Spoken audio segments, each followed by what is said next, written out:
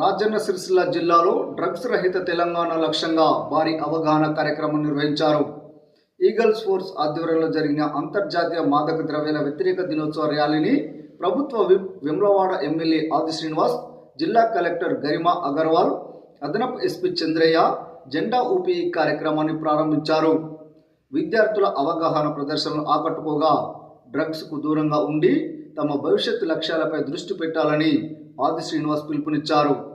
ఈ కార్యక్రమంలో డ్రగ్స్కు వ్యతిరేకంగా ప్రతిజ్ఞ కూడా చేయించారు.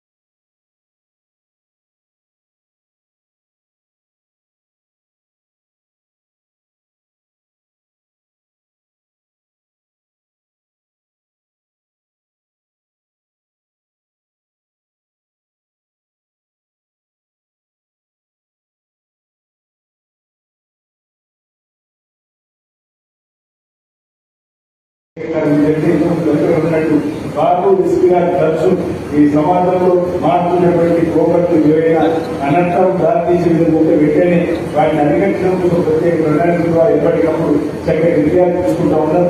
ప్రభుత్వం ఇచ్చే నిర్ణయాన్నే కాకుండా, ప్రభుత్వం ఇచ్చే సమాచారం కాకుండా, ప్రభుత్వం చెప్పేటువంటి గైడెన్సే కాకుండా అప్పటికప్పుడు ఈ ప్రాంతంలో చేకూరుతాయి జరుగుతున్న వాటిని కూడా తెలుసుకొని వాటిని కూడా అధిగమించే ప్రయత్నం జిల్లా అధికారులు సమర్థవంతంగా చేస్తూ భవిష్యత్తులో కూడా ఇదే విధానం చేసుకొని ముందుకు పోవడం మన సందర్భం అనేక మంది విద్యార్థులకు శుభాకాంక్షలు తెలియజేసిన ఈరోజు పండగ అయినా ఓ సామాజిక బాధ్యత పోలీసు శాఖ ఈ కార్యక్రమం చెప్తున్నారు. కానీ మీరందరూ కూడా రావడం అభినందనే.